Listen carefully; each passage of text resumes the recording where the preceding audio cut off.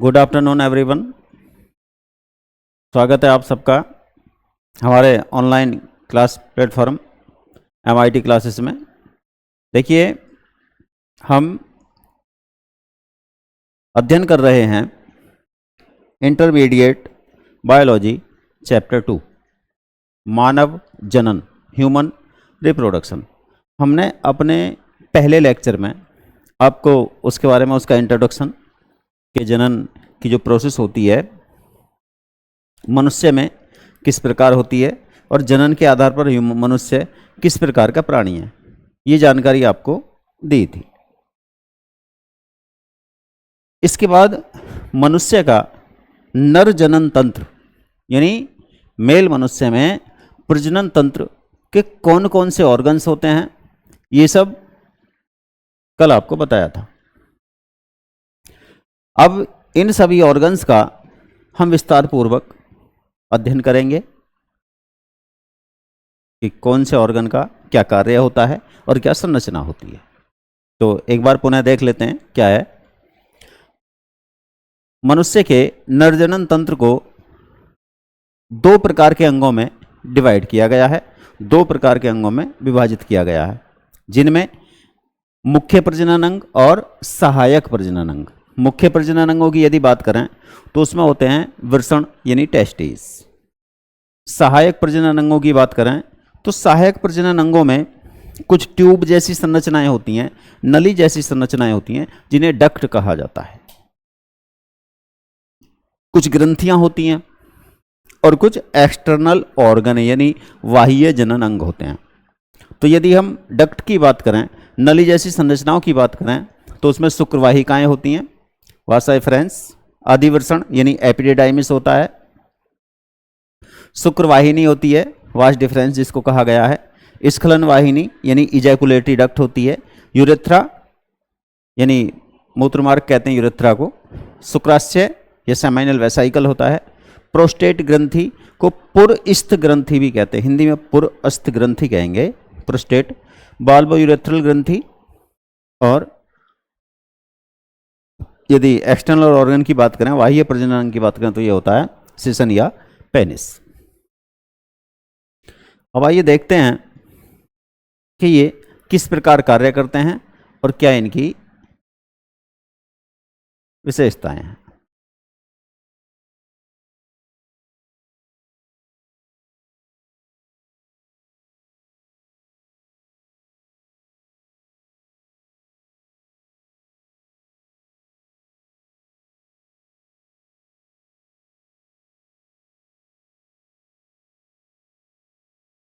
ये आपने कल बना लिया होगा। ये जो टेबल है ये आपने कल बनाई होगी। अब इनका वर्णन करते हैं। तो देखिए, जो प्रजनन का मुख्य अंग है मेल मनुष्य में, नर मनुष्य में प्रजनन का मुख्य अंग होता है या मुख्य प्रजनन अंग होता है वृषण या टेस्टिस। वृषण या टेस्टिस। यदि क्वेश्चन मानव के नरजनन तंत्र का वर्णन कीजिए, सचित्र वर्णन कीजिए, इस प्रकार का क्वेश्चन आता है तो वो लॉन्ग क्वेश्चन आता है। हमको ये सब इन सब के बारे में थोड़ा थोड़ा बताना पड़ेगा, मॉरल जानकारी इनके बारे में सारे ऑर्गन्स के बारे में देनी होगी और नरजनन तंत्र का चित्र बनाना होगा। लेकिन यदि स्पेशल प्रश्न आता है टेस्टिस के लिए, केवल वृषण के लिए, तो उसमें क्या होता है, वो या तो वृषण की संरचना का वर्णन कराता है या फिर वृषण के अंदर जो शुक्र जनन नलिकाएं यानी स्पर्म का निर्माण करने वाली ट्यूब्स होती हैं, नलिकाएं होती हैं, शुक्र नलिकाएं, उनकी अनुप्रस्थ काट का वर्णन कराता है। तो हम यहां आपको दोनों चीजें बताएंगे, दोनों को समझाएंगे। तो सबसे पहला ऑर्गन क्या है, या हम कह सकते हैं नर जनन का मुख्य अंग क्या है, वृषण यानी टेस्टिस। देखिए, मनुष्य में, नर मनुष्य में एक जोड़ी टेस्टिस, मुख्य अंग क्या होता है, टेस्टिस या वृषण। एक जोड़ी वृषण उदर गुहा से बाहर, उदर गुहा से बाहर वृषण कोष या उदर गुहा से बाहर वृषण कोष या स्कॉर्टम में उपस्थित होते हैं। मनुष्य में एक जोड़ी वृषण या एक जोड़ी टेस्टिस मनुष्य की उदर गुहा से बाहर वृषण कोश या स्कॉर्टम में स्थित होते हैं या उपस्थित होते हैं। प्रत्येक वृषण दो पालियों में विभक्त होता है, यानी उसमें दो पाली होती हैं। पाली का मतलब दो लोब होती हैं। एक प्रकार से ये मानिए दो चैम्बर जैसी संरचनाएं, कोष्ठक जैसी संरचनाएं होती हैं। इस प्रकार से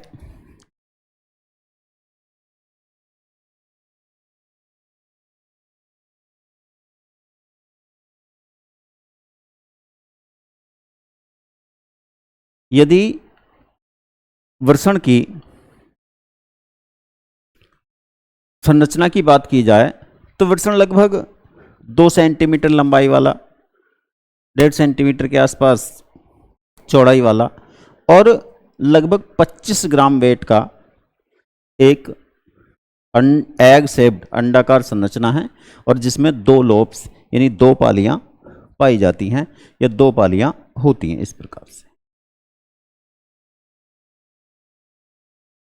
इनकी प्रत्येक पाली में लाखों की संख्या में सूक्ष्म कुंडलित नलिकाएं होती हैं। उन नलिकाओं को कहा जाता है शुक्र जनन नलिकाएं या सेमनीफेरस ट्यूब। तो जो वृषण है, टेस्टीज है, वो कितने होते हैं? एक जोड़ी। कहाँ पाए जाते हैं? उदर गुहा से बाहर वृषण कोश में। कई बार प्रश्न ये आता है कि स्तनधारियों में, मनुष्य भी स्तनधारी है, स्तनधारियों में वृषण उदर गुहा से बाहर क्यों होते हैं? बॉडी के बहुत सारे ऑर्गन्स इंटरनल हैं, उदर गुहा में है या बॉडी की किसी कैविटी में है। जितनी कैविटी होती हैं, गुहा होती हैं, वो हमने आपको कल बताई थी। 5 गुहा होती हैं बॉडी में, ह्यूमन बॉडी में। तो ये होते हैं उदर गुहा से भी बाहर। प्रश्न ये आता है कि स्तनधारियों मैमल्स में जो वृषण होते हैं वो उदर गुहा से बाहर क्यों होते हैं, बाकी एनिमल्स में उदर गुहा के अंदर होते हैं? उसका रीजन ये है, जो मैमल्स होते हैं, स्तनधारी होते हैं, उनकी बॉडी में होम्योस्टेसिस अर्थात समस्थापन का कैरेक्टर होता है, समस्थापन का एक लक्षण होता है, गुण होता है। उनकी बॉडी का जो इंटरनल टेम्परेचर है, आंतरिक वातावरण है, आंतरिक तापमान है, वो फिक्स होता है, नियत होता है। और शुक्राणुओं या स्पर्म का निर्माण हमारी बॉडी के टेम्परेचर से अर्थात 37 डिग्री सेल्सियस से कम टेम्परेचर पर, कितना कम पर? 2.5 यानी 2.5 या 3 डिग्री सेल्सियस कम टेम्परेचर पर स्पर्म का या शुक्राणुओं का निर्माण होता है या निर्माण संभव है। अब यदि वृषण उदर गुहा में होते तो वृषण का टेम्परेचर कितना? जितना बॉडी का उतना होता, यानी 37 डिग्री सेल्सियस होता। और स्पर्म का या शुक्राणुओं का निर्माण कहां होता है? लगभग 3 डिग्री सेल्सियस कम टेम्परेचर पर, यानी लगभग 34 डिग्री सेल्सियस पर। तो फिर शुक्राणुओं का निर्माण नहीं होता। इसलिए यानी स्पर्म का निर्माण बॉडी के टेम्परेचर से लगभग 3 डिग्री सेल्सियस कम टेम्परेचर पर होता है। इसलिए स्तनधारियों के वृषण बॉडी से बाहर वृषण कोश में पाए जाते हैं। और वृषण कोश टेस्टीज का या वृषण का टेम्परेचर नियंत्रक के रूप में कार्य करता है, यानी थर्मो रेगुलेटर के रूप में कार्य करता है। जब एटमॉस्फेयर का, वातावरण का टेम्परेचर अधिक होता है तो वृषण कोश जो होता है वो थोड़ा फैल जाता है, और जो टेस्टिज होते हैं वो बॉडी से थोड़ा और दूर हो जाते हैं। जब टेम्परेचर एटमॉस्फेयर का कम होता है तो वृषण कोश जो होता है वो संकुचित हो जाता है, और वृषण जो होते हैं वो बॉडी के नज़दीक आ जाते हैं, समीप आ जाते हैं। अब कुछ स्तनधारी ऐसे भी होते हैं जिनमें वृषण उदर गुहा से बाहर नहीं होते। हाथी और whale, elephant and whale. Whale समुद्र में होती है, वो मैमल से, स्तनधारी मछली नहीं है वो। उसके जो लक्षण हैं वो क्लासिफिकेशन के आधार पर या वर्गीकरण के आधार पर या कैरेक्टर्स के आधार पर वो क्या है, स्तनधारी मैमल्स, मैमिलिया। तो हाथी, एलिफेंट और व्हेल में जो वृषण होते हैं वो उदर गुहा के अंदर होते हैं। बाकी मैमल्स में, बाकी स्तनधारियों में वृषण हमेशा उदर गुहा के बाहर पाए जाते हैं। तो ये बात होगी इनकी स्थिति की, कहाँ होते हैं, वृषण कोश में होते हैं, बॉडी से बाहर। ये बात आपको समझ आ गई, क्यों होते हैं, इस प्रश्न का उत्तर मिल गया। बात आती है इनका कार्य क्या है या संरचना क्या है। देखिए ये हमने आपको बता चुके कि प्रत्येक वृषण में, आप इतना समझ लीजिए, प्रत्येक वृषण में, प्रत्येक टेस्टिज में लाखों की संख्या में, हजारों की संख्या में सूक्ष्म नलिकाएं होती हैं, जिनको कहा जाता है सेमनीफेरस ट्यूब या शुक्र जनन नलिकाएं। क्या कहते हैं उनको, शुक्र जनन नलिकाएं। अब जब वृषण को टीएस करके काट कर देखा जाएगा, अनुप्रस्थ काट देखी जाएगी, तो जो ट्यूब होती हैं, जो शुक्रजनन नलिकाएं हैं, उनकी अनुप्रस्थ काट दिखाई देगी। कैसे होते हैं एक बार देख लेते हैं, कैसी होती है। देखिए प्रत्येक वृषण की जो, मान लीजिए ये ट्यूब दिखाई जाती है, ये नली को जब हम देखेंगे तो इस प्रकार दिखाई देगी। इसके आसपास और नलियां भी होंगी।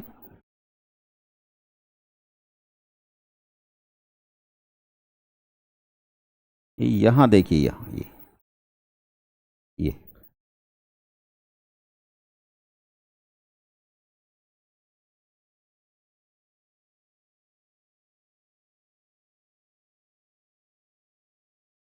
ये एक नली ये हो गई, एक ट्यूब ये, जो एक ये, एक ये, एक ये, और एक ये प्रॉपर ट्यूब हम दिखा रहे हैं। टेस्टिज में, वृषण में लाखों की संख्या में सेमनीफेरस ट्यूब या शुक्रजनन नलिकाएं होती हैं। प्रत्येक नलिका में 3 प्रकार की कोशिकाएं होती हैं। कितने प्रकार की, 3 प्रकार की कोशिकाएं। कौन कौन सी कोशिकाएं, उनके नाम हमको याद रहने चाहिए। पहले प्रकार की कोशिका नंबर 1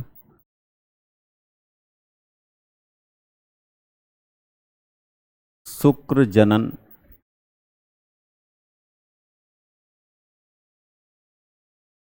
मात्र कोशिका,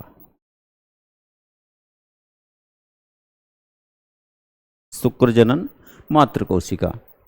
दूसरी सरटोली, दूसरी होती हैं सरटोली कोशिका, और तीसरी होती हैं लैडिंग, लैडिंग कोशिका। तो कितने, तीनों के नाम याद रखिए। टेस्टिज की शुक्र जनन नलिका में 3 प्रकार की कोशिकाएं, शुक्र जनन मात्र कोशिका, सर्टोली कोशिका और लैडिंग कोशिका। अब ये शुक्र जनन नलिका में होती कहां कहां हैं, ये हमको देखना है, कहां कहां स्थित होती हैं। शुक्र जनन नलिका में इनकी स्थिति होती है,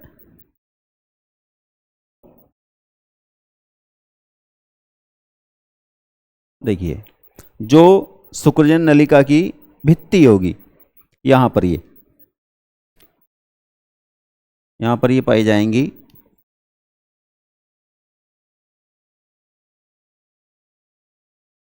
जो पहले नंबर पर कोशिकाएं हैं। कौन सी, शुक्र जनन मात्र कोशिका, या कम शब्दों में कहा जाए तो हम कह सकते हैं ये होती हैं जनन कोशिकाएं, जनन एपिथेलियम की कोशिकाएं, ये भी कहा जा सकता है। ठीक है, इनके बीच में बड़े साइज की होती हैं सर्टोली कोशिकाएं। ये इनके बीच बीच में सर्टोली कोशिकाएं, बड़े साइज की, ये सर्टोली कोशिकाएं होती हैं। अंतराली कोशिकाएं कह सकते हैं इनको, या सर्टोली कोशिकाएं। और इसके बाद तीसरी आती हैं लैडिंग कोशिकाएं, तो लैडिंग कोशिकाएं के ग्रुप होते हैं यहां पर, लैडिंग कोशिकाओं के ग्रुप होते हैं यहां। इसके साथ साथ इसकी वॉल में, इसकी दीवार में ब्लड कैपिलरी, रुधिर की वाहिनियां होती हैं। ये ब्लड कैपिलरी हो गई, क्या हो गई? रुधिर की वाहिनियां, ब्लड कैपिलरी। होता क्या है, कार्य क्या है इसका? टेस्टिज का कार्य होता है, जो ये देख रहे हैं आप, 3 प्रकार की कोशिकाएं हैं, तीनों के अलग अलग कार्य हैं। मुख्य कार्य जो होता है वो इन कोशिकाओं का होता है, ये शुक्र जनन मात्र कोशिका, ये जो भित्तीय कोशिकाएं हैं, इनका कार्य होता है अर्धसूत्री विभाजन द्वारा, अर्धसूत्री विभाजन द्वारा स्पर्म का यानी शुक्राणुओं का निर्माण करना, अर्थात युग्मक जनन की क्रिया। दूसरे शब्दों में शुक्र जनन की क्रिया, जैसे पौधे में हुई थी माइक्रोस्पोरोजेनेसिस, नरयुग्मक का निर्माण हुआ था, वहां नरयुग्मक को परागकण कहते हैं, यहां नरयुग्मक को स्पर्म या शुक्राणु कहते हैं। ये समझ लीजिए आप। तो ये भी तो नर भाग है ना, मुख्य प्रजनन अंग है नर का, तो यहां भी क्या होगा? युग्मक जनन होगा, मेल युग्मक का निर्माण होगा। मेल युग्मक को कहते हैं शुक्राणु, और शुक्राणु के निर्मित होने की क्रिया होती है शुक्र जनन, शुक्र जनन। तो क्या होता है यहां पर? शुक्र जनन की प्रोसेस होती है। किसके द्वारा? शुक्र जनन मात्र कोशिका के द्वारा या जनन कोशिका के द्वारा। इसे जनन कोशिका भी कहते हैं, जर्म सेल्स भी कहते हैं। कौन सी क्रिया के द्वारा? अर्धसूत्री विभाजन द्वारा। यह मनुष्य का है, तो अर्धसूत्री विभाजन का मतलब यह है कि मनुष्य की जो ये जनन कोशिकाएं हैं, यानी बॉडी की प्रत्येक सेल में कितने क्रोमोसोम? 46, 46 यानी 23 जोड़े। अब ये कौन सी कोशिका है? ये कोशिका है भैया, ये शुक्र जनन मात्र कोशिका। कैसी है ये? 2n। 2n का मतलब कितने क्रोमोसोम? 46, 46। शुक्र जनन के समय क्या होगा? पहले ये कोशिका अपनी बहुत संख्या को बढ़ाएंगी, यानी पहले करेंगी सूत्री विभाजन, संख्या बढ़ाई अपनी। अब ये जो जनन कोशिकाएं थी, अपनी संख्या को जैसी बढ़ाती है तो ये कन्वर्ट हो जाती है, चेंज हो जाती है शुक्र जनन मात्र कोशिका में, और इसको कहते हैं स्पर्मेटागोनिया। अंग्रेजी में कहा जाता है स्पर्मेटागोनिया।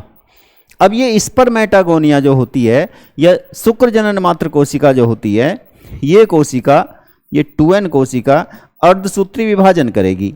और अर्धसूत्री विभाजन होता है 2 चरणों में। कितने स्टेप में? 2 में। ये 2n तो ये बनेंगी n, और दूसरा फिर विभाजन होगा तो ये भी बनेंगे सब n। ये कौन? जनन कोशिका, जर्म कोशिका। सूत्री विभाजन से अपनी संख्या बढ़ाई, गुणन किया, मल्टीप्लिकेशन किया, उसके बाद मैच्योर हुई, परिपक्व हुई, और जब परिपक्व हुई तो इसको कहेंगे अब शुक्र जनन मात्र कोशिका। शुक्र जनन मात्र कोशिका, अर्धसूत्री विभाजन, यानी ये अर्धसूत्री जब फर्स्ट होता है तो ये 2 सेल बनती हैं।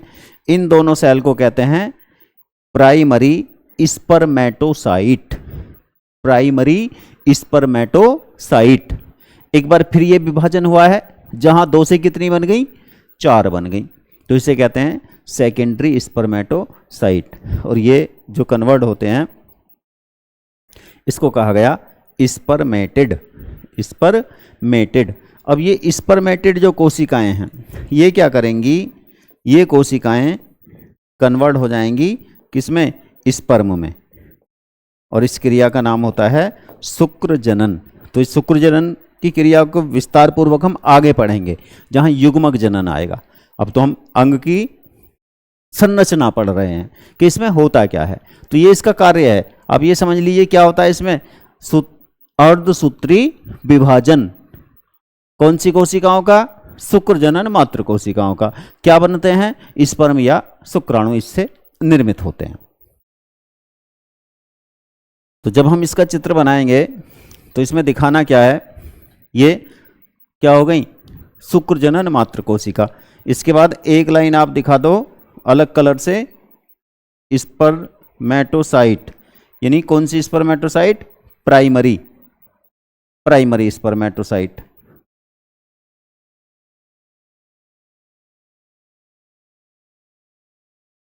फिर इसके बाद next secondary spermatocyte, secondary spermatocyte अलग कलर से दिखा देना।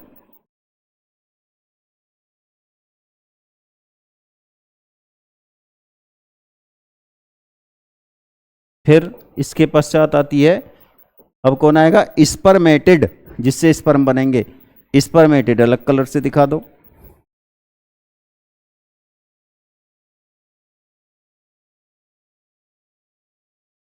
और लास्ट में स्पर्मेटिड से क्या बनते हैं? स्पर्म। स्पर्म ये दिखा दीजिए आप, स्पर्म, स्पर्म दिखा दो, ये दिखा दीजिए रेड से। स्पर्म ये हो गई है। स्पर्म होते हैं टैडपोल के आकार के, तो कोई गिनती नहीं है इनकी, कितनी भी संख्या में आप दिखा सकते हो। नाम लिख देंगे सबके बाद, अभी लिखेंगे। तो वृषण को एक बार फिर देखो, संख्या में कितने? एक जोड़ी। कहां होते हैं? वृषण कोश से बाहर, स्कॉर्टम में, यानी वृषण उदर गुहा से बाहर वृषण कोश में, स्कॉर्टम में स्थित होते हैं। उदर गुहा से बाहर वृषण कोश में क्यों होते हैं? क्योंकि स्पर्म के निर्माण के लिए बॉडी के टेम्परेचर से कम टेम्परेचर चाहिए, और वृषण कोश उन्हें, अर्थात टेस्टीज को, वृषण को वह तापमान उपलब्ध कराता है। कम शब्दों में कहें तो वृषण को टेम्परेचर को मेंटेन करने के लिए, रेगुलेट करने के लिए वृषण जो होते हैं वृषण कोश में स्थित होते हैं। संख्या में एक जोड़ी। क्या होता है इनमें? सेमिनिफेरस ट्यूब, शुक्रजनन नलिकाएं, जिनमें 3 प्रकार की कोशिकाएं होती हैं। शुक्रजनन मात्र कोशिका, सर्टोली कोशिका, लैडिंग कोशिकाएं। शुक्रजनन मात्र कोशिका अर्धसूत्री विभाजन द्वारा स्पर्म का निर्माण करती हैं, शुक्राणुओं का निर्माण करती हैं, और जो शुक्राणु होते हैं वो मेल युग्मक होते हैं, मेल जैमीट होते हैं, मेल प्रजनन की इकाई होते हैं, यूनिट होते हैं। दूसरे नंबर पर ये सर्टोली सेल हैं, ये बड़े साइज की जो हैं, ये इनका कार्य देखिए, सर्टोली कोशिकाएं जो होती हैं उनका कार्य होता है स्पर्म के पोषण का प्रबंध करना, स्पर्म के या शुक्राणु के पोषण का प्रबंध करना। इनका कार्य है शुक्राणु को पोषण देना। इनसे तरल रिलीज होता है जिसमें इनहिबिन प्रोटीन की मात्रा होती है। प्रोटीन का नाम याद रखना, इनहिबिन प्रोटीन। सर्टोली कोशिकाओं से जो तरल रिलीज होता है, एक पोषक पदार्थ, पोषक माध्यम रिलीज होता है, स्रावित होता है, उसमें इनहिबिन प्रोटीन होती है, और बाकी पोषक तत्व भी होते हैं जो स्पर्म को, शुक्राणुओं को पोषण प्रदान करते हैं। इनहिबिन प्रोटीन जो होती है वो स्पर्म बनने की क्रिया को प्रेरित करता है।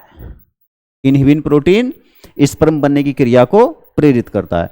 तो सर्टोली कोशिका का कार्य क्या हुआ? सर्टोली कोशिका का कार्य होता है स्पर्म का, शुक्राणुओं का पोषण करना और शुक्राणुओं के बनने की क्रिया को प्रेरित करना इनहिबिन प्रोटीन द्वारा। सर्टोली कोशिका क्लियर हो गई। अब आती हैं लैडिंग कोशिकाएं। लैडिंग कोशिकाएं, लैडिंग कोशिकाओं का कार्य होता है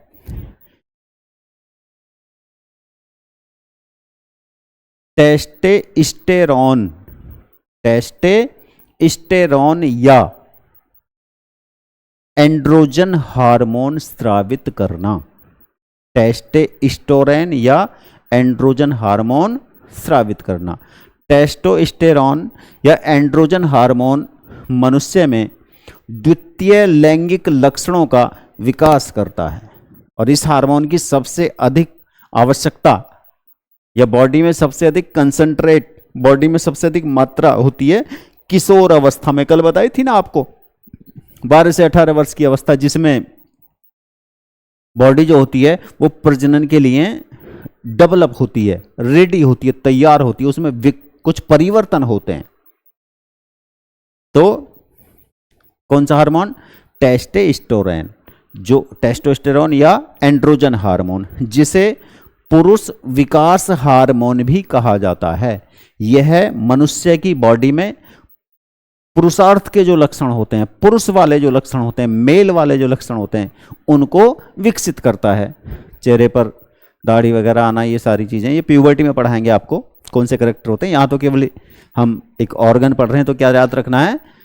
शुक्रजन मात्र कोशिकाएं अर्धसूत्री विभाजन द्वारा स्पर्म का निर्माण, सर्टोली कोशिकाएं स्पर्म के पोषण का प्रबंध करना, इनहिबिन प्रोटीन रिलीज करती हैं जो स्पर्म बनने की क्रिया को प्रेरित भी करता है। और लैडिंग कोशिकाओं से पुरुष विकास हार्मोन या टेस्टोस्टेरोन हार्मोन कह सकते हैं, एंड्रोजन हार्मोन कह सकते हैं, उसका रिलीज होना या उसका स्रावित होना, ये इसके कार्य हैं। अब इनके अगर टेस्टीज का आता है तो टेस्टीज के बारे में ये सब लिखने के बाद और इसका वर्णन ये हम डायग्राम बना देंगे। तो इसमें क्या है, ये थी रुधिर वाहिनियां, ब्लड कैपिलरी मतलब, और ये हो गई आपकी लैडिंग कोशिका, लैडिंग सेल्स, ठीक है। ये एक ये हो गई आपकी, एक ये पीले कलर की है, एक ग्रीन है और एक ये है और एक ये रेड है। इन सब के नाम जो ये है शुक्र जनन, शुक्र जनन कोशिका, स्पर्मेटागोनिया कह सकते हैं इसको।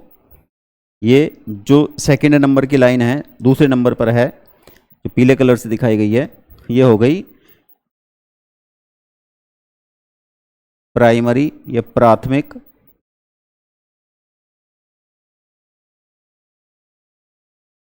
स्पर्मेटोसाइट,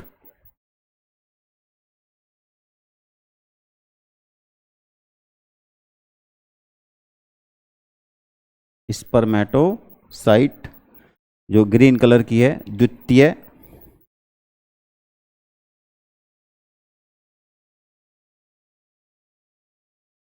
स्पर्मेटोसाइट,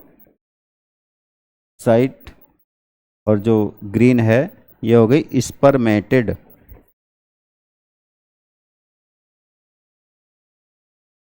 और ये हो गए भाई शुक्राणु या स्पर्म। तो ये हमारा तैयार हो गया टीएस ऑफ टेस्टीज या शुक्र जनन नलिका का अनुप्रस्थ काट का चित्र। ये प्रैक्टिकल में स्पॉट आता है, वहां भी बनाना होगा हमको, प्रैक्टिकल में भी होता है और ये यहां भी आता है। इसके बाद अब बाकी अंग आते हैं।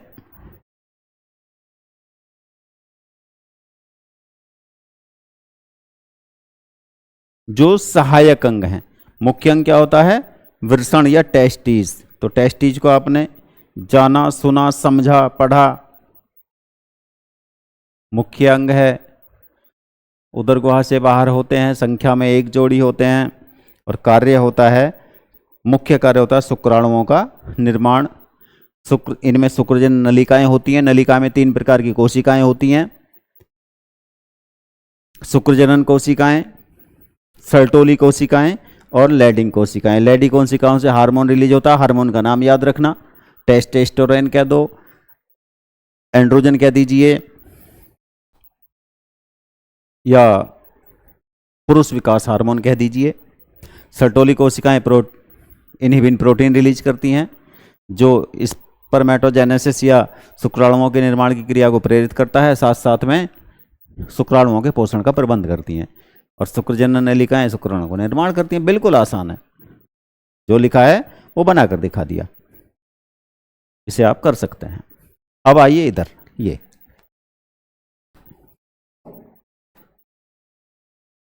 सहायक प्रजनन अंग। सहायक प्रजनन अंग वे हैं जिनमें लैंगिक जनन की इकाइयों का निर्माण नहीं होता। परंतु प्रजनन की क्रिया में हेल्प करते हैं, सहायता करते हैं। कौन कौन से हैं देखिए। पहला आता शुक्रवाहिका। शुक्रवाहिकाएं होता क्या है, ये टेस्टीज है, यह टेस्टीज मतलब ये है वृषण, ये हो गया आपका वृषण।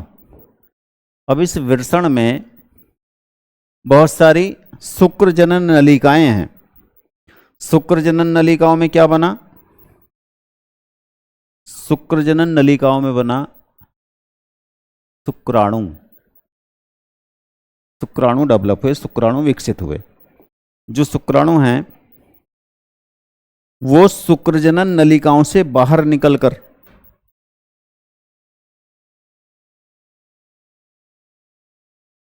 पहुंचते हैं अधिवृषण नामक भाग में। अब उन शुक्राणुओं को शुक्रजनन नलिका से अधिवृषण एपिडिडाइमिस तक जो नलियां पहुंचाती हैं, यानी बने कहां वो शुक्रजनन नलिका में, यहां से इन स्पर्म को, इन शुक्राणुओं को पहुंचना होता है अधिवृषण में, एपिडिडाइमिस में। तो ये सूक्ष्म ट्यूब्स जो स्पर्म को, शुक्राणुओं को शुक्रजनन नलिका से सेमनीफेरस ट्यूब से ट्रांसफर करती हैं एपिडिडाइमिस में, उनको कहा जाता है शुक्रवाहिकाएं। शुक्रवाहिकाएं ये सूक्ष्म नलियां होती हैं। क्या कार्य है इनका, कहां पाई जाती है, टेस्टीज में, वृषण में पाई जाती हैं। क्या कार्य है, स्पर्म को शुक्रजनन नलिकाओं से एपिडिडाइमिस या अधिवृषण में पहुंचाना। फिर आती है, दूसरे नंबर पर आती है अधिवृषण। अधिवृषण लगभग 6 मीटर लंबी, पतली धागे की समान, 6 मीटर लंबी और बहुत अधिक संकरी और बहुत अधिक कुंडलित। अधिवृषण जो होती है वो एक ट्यूब होती है, नली होती है। एपिडिडाइमिस, अधिवृषण या एपिडिडाइमिस क्या होती है, एक ट्यूब, एक नली। क्या विशेषता है उसकी, लगभग 6 मीटर लंबी होती है। 2 होती हैं ये, प्रत्येक टेस्टिस से एक, प्रत्येक टेस्टिस पर एक। तो प्रत्येक एपिडिडाइमिस लगभग 6 मीटर लंबी, बहुत अधिक संकरी, धागे की तरह बिल्कुल पतली, संकरी मतलब पतली, और बहुत अधिक कुंडलित, फोल्ड, एक जगह फोल्ड, कुंडलित। इस अवस्था में कौमे की आकृति में, जैसे हिंदी में यह होता कौमा हो गया, तो इस आकृति में यहां पर ये कुंडलित अवस्था में यहां क्या होती है, लगी रहती है, ये यहां कौमा की आकार में और कुंडलित। 6 मीटर लंबी जो नली थी, जो ट्यूब थी, वो कुंडलित होकर कितनी दूर में आ गई, 2 सेंटीमीटर में। 6 मीटर लंबी, कितनी दूर में, 2 सेंटीमीटर की दूरी पे आ गई, बस ये। तो ये बहुत ज्यादा फोल्ड, बहुत ज्यादा कुंडलित होती है। और जो टेस्टिज है, जो वृषण है, उसकी बाहर की तरफ, पृष्ठ की तरफ कोमा के आकार में चिपकी रहती है, ऐसे ये चिपक रही। अब जो इससे पहले आपने पढ़ा है क्या, ये शुक्रवाहिकाएं, ये इसमें से यहां से शुक्रवाहिकाएं निकलती हैं, ये तो ये क्या है, शुक्रवाहिकाएं क्या कर रही हैं, ये स्पर्म को, जो शुक्रजनन नलिकाओं में स्पर्म बने हैं, उनको लाकर किस में पहुंचा रही हैं, ये एपिडिडाइमिस में, अर्थात अधिवृषण में। अधिवृषण क्या हुआ ये पता चला आपको। अधिवृषण लगभग 6 मीटर लंबी, बहुत अधिक कुंडलित, बहुत अधिक संकरी यानी बहुत पतली, और कोमा के आकार में कुंडलित फोल्ड, एक ट्यूब है, एक नली जैसी संरचना है। इसका कार्य, ये वृषण के पृष्ठतल पर चिपकी हुई है, और इसका कार्य होता है स्पर्म को संचित करना, स्पर्म को संचित करना और उनके पोषण में हेल्प करना। पोषण भी होता है यहां पर, थोड़े परिपक्व होते हैं वो, कहने का मतलब ये है। थोड़े मैच्योर भी होते हैं, क्योंकि अभी तो उनका निर्माण हुआ ना शुक्रजन नलिकाओं में, और वहां से वो कहाँ आ गए, एपिडिडाइमिस में। तो थोड़े परिपक्व हो जाते हैं, मैच्योर हो जाते हैं, उनका थोड़ा पोषण हो जाता है, और मुख्य कार्य इनका संचय, संचित करना। अब यहाँ से आगे बढ़ते हैं। देखिए यह है अधिवृषण हो गया। अधिवृषण के बाद आती शुक्रवाहिनी। शुक्रवाहिनी, शुक्रवाहिनी लगभग 40 सेंटीमीटर लंबी, 2 ट्यूब होती हैं, प्रत्येक टेस्टिस से एक आएगी। यानी ये जो एपिडिडाइमिस है इस पर यहां शुक्रवाहिनी ये जुड़कर आगे ऊपर चली जाती है। कहां चली जाती है, उदर गुहा में प्रवेश करती है, उदर गुहा में प्रवेश करती है। ये मान लीजिए आपकी ये हो गई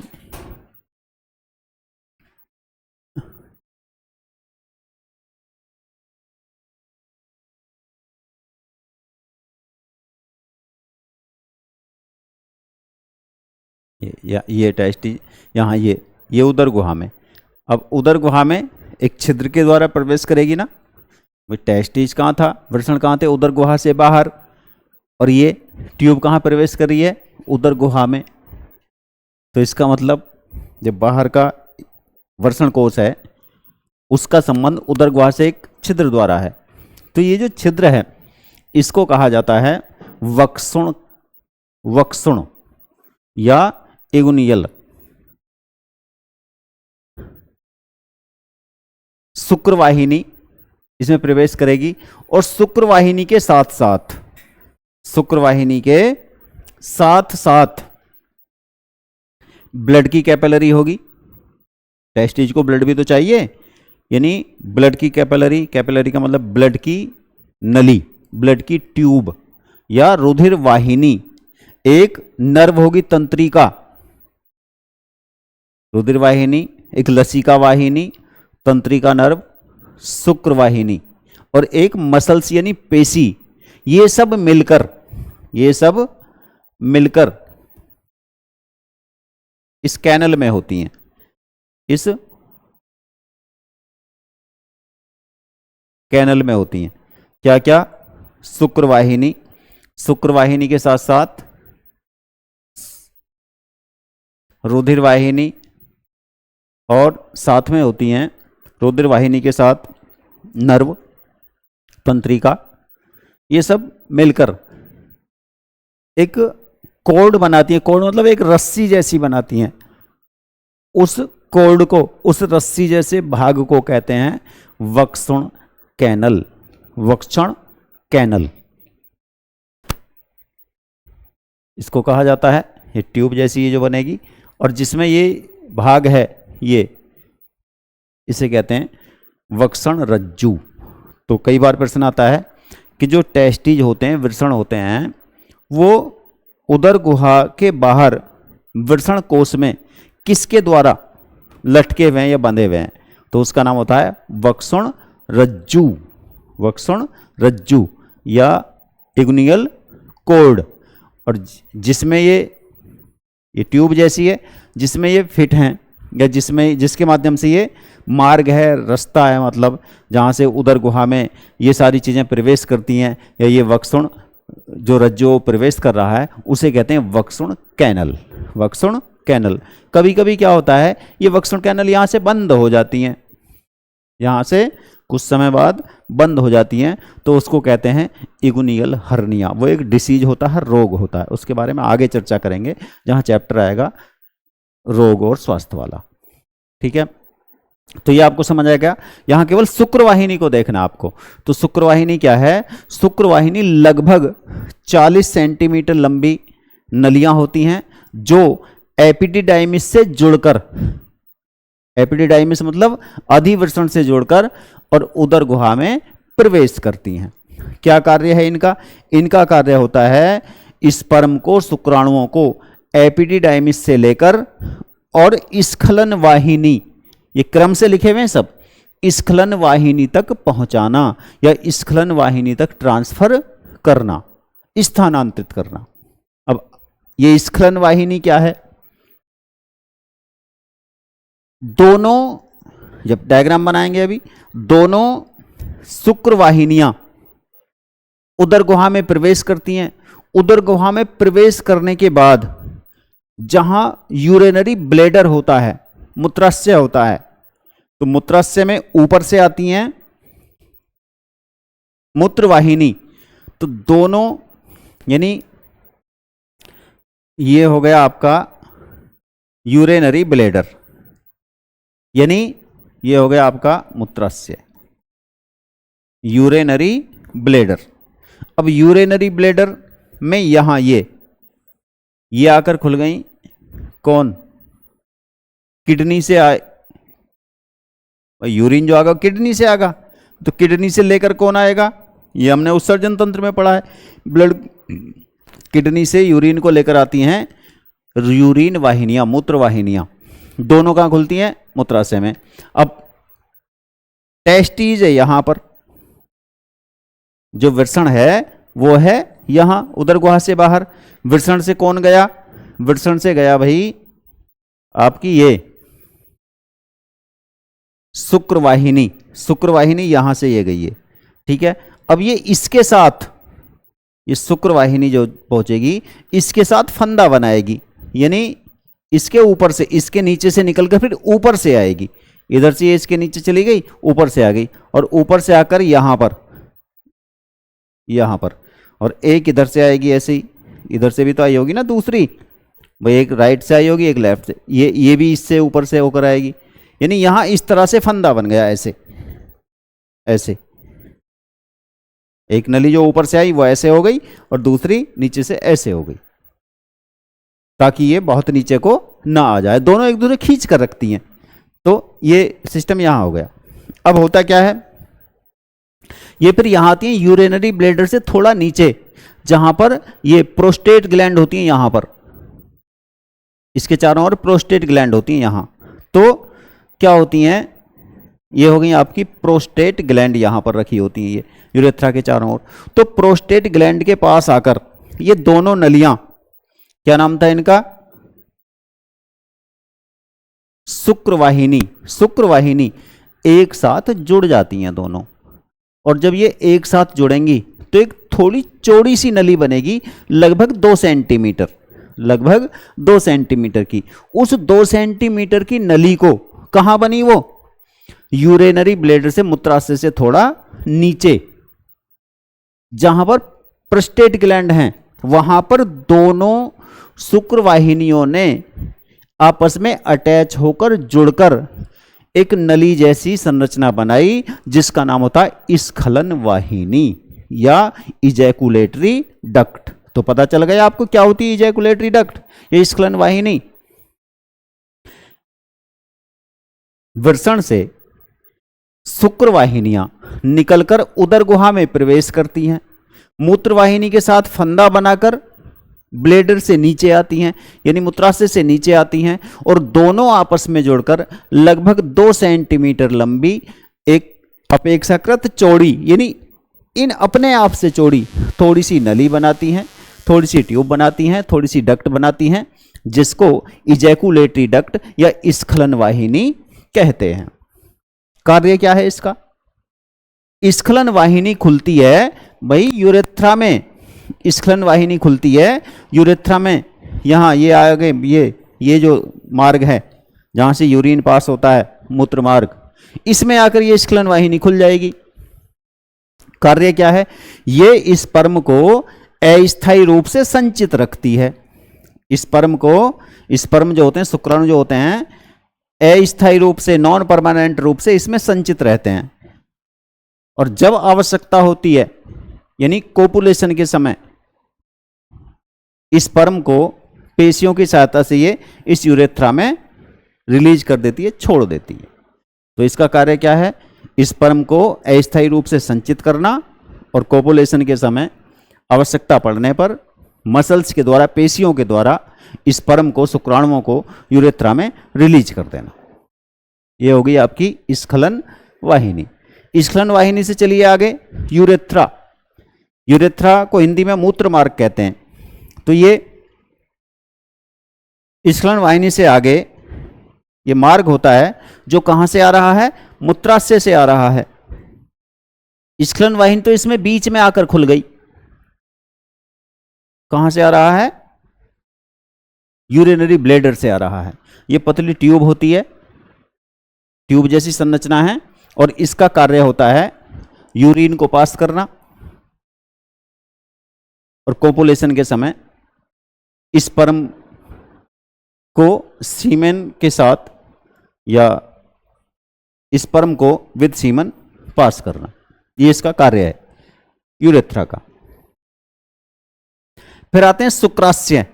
अब ये यहां तक तो डक्ट हो गई हमारी, ये यहां से ऊपर क्या हो गई, डक्ट, नलियां। अब आती हैं ग्रंथियां। तो ग्रंथियों में आता है शुक्राशय। क्या है शुक्राशय? शुक्राशय भैया एक थैले जैसी स्ट्रक्चर है, थैले जैसी संरचना है, और थैले की जो आंतरिक दीवार होती है, अंदर की भित्ति होती है, वो स्रावी होती है। ग्रंथि है ना, स्रावी मतलब उसकी कोशिकाएं कुछ केमिकल्स, कुछ पदार्थ बनाकर रिलीज कर सकती हैं, उन्हें छोड़ सकती हैं। तो कहां होती है ये? यहां होती है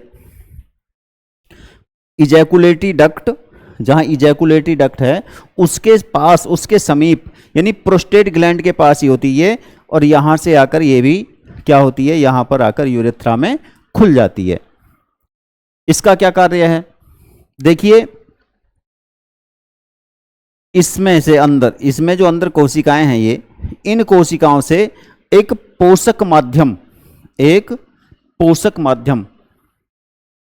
स्रावित होता है, जिसमें सुक्रोज शर्करा होती है, प्रोस्टाग्लांटिस केमिकल्स होते हैं, और कुछ प्रोटीन्स होती हैं। प्रोस्टाग्लांटिस केमिकल्स, कुछ प्रोटीन्स, और सुक्रोज शर्करा। कार्य क्या है इनका? सुक्रोज शर्करा जो होती है उसका कार्य होता है स्पर्म को एनर्जी के लिए न्यूट्रिशन देना, पोषण प्रदान करना, पोषण। और एक बात आपको और बता दें, सुक्रोज शर्करा केवल और केवल ह्यूमन बॉडी की यदि बात करें तो सेमाइनल वेसाइकल में ही बनती है। बॉडी में बाकी कहीं भी सुक्रोज का निर्माण नहीं होता। कहां बनती है ये? शुक्राशय में बस।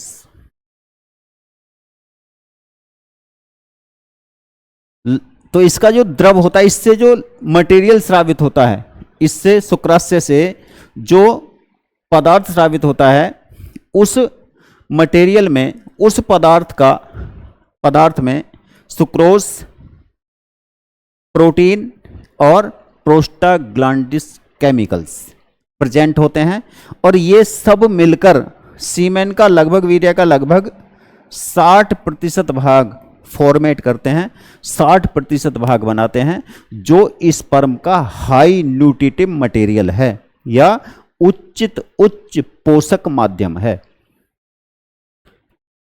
इसमें जो प्रोस्टाग्लांटिस होते हैं उनका कार्य होता है कोपुलेशन के समय वेजाइना में,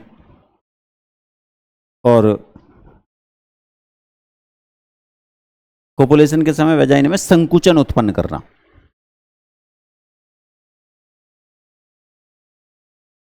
जो प्रोटीन होते हैं, प्रोस्टाग्लांटिस केमिकल्स होते हैं। प्रोटीन्स और सुक्रोज जो होती हैं वो स्पर्म को या शुक्राणुओं को पोषण प्रदान करती हैं या पोषक माध्यम के रूप में न्यूट्रिशन देती हैं।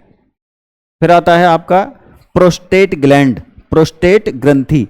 ये यही होती हैं जहाँ सेमाइनल वेसाइकल है, इजैकुलेटरी डक्ट है। ये कई पिंडकों के रूप में, छोटे छोटे पिंडकों के रूप में स्थित होती हैं, यूरेथ्रा के चारों ओर और यूरिनरी ब्लैडर से थोड़ा नीचे, यानी मूत्राशय से थोड़ा नीचे और यूरिनरी ब्लैडर के नीचे और यूरेथ्रा के या मूत्रमार्ग के चारों ओर। इनसे व्हाइट कलर का, सफ़ेद रंग का एक पोषक माध्यम रिलीज होता है, पोषक माध्यम स्रावित होता है, जो सीमेन का लगभग 30% भाग बनाता है। सीमेन का लगभग 30% भाग इससे बनता है, प्रोस्टेट ग्लैंड से रिलीज, और वो थोड़ा क्षारीय होता है, फिर इसके बाद आती है बाल्बो यूरेथ्रल ग्रंथि। बाल्बोयूरेथ्रल ग्रंथि भी यहीं होती है, प्रोस्टेट के पास ही। इससे रिलीज होता है एक क्षारीय माध्यम, एक क्षारीय माध्यम। क्या कार्य है उसका? देखिए, ये यूरेथ्रा है, यूरेथ्रा में यूरिन पास होता है, यूरिन होता है एसिडिक, अम्लीय, क्योंकि उसमें यूरिक एसिड होता है, यूरिया होता है। अब जब इसमें स्पर्म आएंगे, स्पर्म यहां से प्रवाहित होंगे, स्पर्म यहां से गुजरेंगे, तो जो अम्लीयता है यूरिन के कारण, वो क्या करेगी? स्पर्म को किल कर सकती है, मार सकती है, तो स्पर्म को हानि हो जाएगी। तो उस अम्लीयता को दूर करने के लिए, अम्लीयता को नष्ट करने के लिए क्या चाहिए? क्षारीयता। यानी अम्ल और क्षार को जब एक साथ मिक्स करेंगे, उनमें रिएक्ट कराएंगे, तो क्या हो जाएगा? माध्यम उदासीन हो जाएगा। तो ठीक वही क्रिया यहां होती है, यानी यूरिन की अम्लीयता को दूर करने के लिए स्पर्म जब यहां से गुजरेंगे, तो उसके गुजरने से पहले ये जो बाल्बोयूरेथ्रल ग्रंथि है एक केमिकल रिलीज करेगी जो इस मार्ग की अम्लीयता को दूर कर देगा, ताकि स्पर्म या शुक्राणु यहां से सुरक्षित गुजर सकें। ये प्राकृतिक व्यवस्था है बॉडी में, नेचुरल प्रोसेस है। फिर लास्ट में आता है बाह्य अंग, बाह्य प्रजनन अंग, जिसे कहते हैं सिसन या पेनिस। यह मनुष्य का हर्षण कोपुलेटरी ऑर्गन है, हर्षण मैथुन अंग है। इसमें मसल्स यानी पेशियां होती हैं, और फाइब्रस कनेक्टिव टिश्यू यानी तंतुवत संयोजी ऊतक से बनी 3 पट्टियां होती हैं, एक 2 अधर में और एक पृष्ठ भाग में, 2 अधर भाग में और एक पृष्ठ भाग में। उन तीनों पट्टियों में ब्लड के साइनस होते हैं, ब्लड के कोटर होते हैं, मतलब ब्लड के चैम्बर होते हैं, खाली चैम्बर होते हैं, जिनमें ब्लड भरा जा सके या उनसे ब्लड वापस ट्रांसफर किया जा सके। तो जिस समय ये इरेक्ट होता है, उस यानी हर्षण बेलनाकार ऑर्गन है, इसके मध्य से, या हम ये कह सकते हैं इसके जो थर्ड लोब है या तीसरी पट्टी है, उसमें से यूरेथ्रा गुजरता है। ये यूरेथ्रा के चारों ओर होता है, यूरेथ्रा के चारों ओर। ये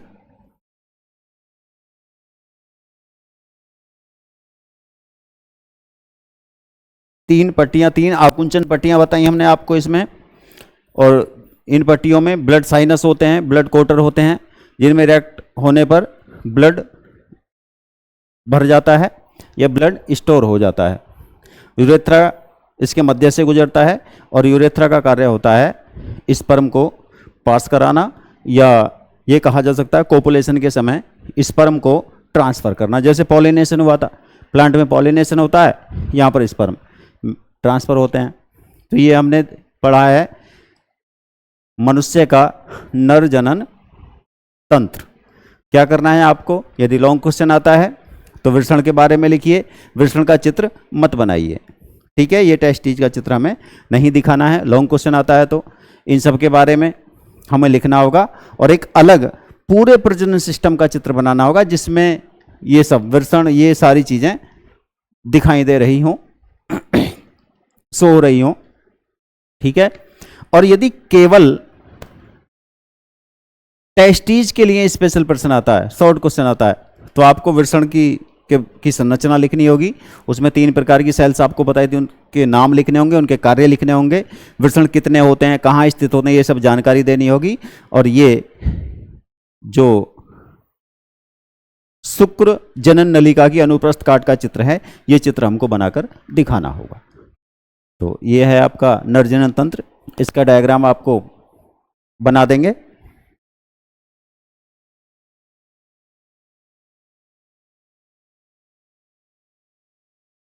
देखिए क्या होता है, कैसे बनाया जा सकता है। सबसे पहले आप दिखाइए,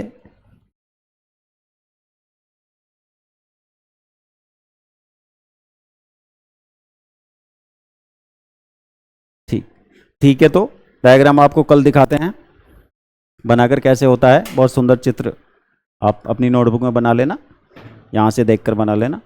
बाकी डायग्राम के बाद हम आपको कल पढ़ाएंगे फीमेल जनन तंत्र, यानी मनुष्य का मादा जनन तंत्र। तब तक के लिए जुड़े रहिए हमारे साथ। धन्यवाद।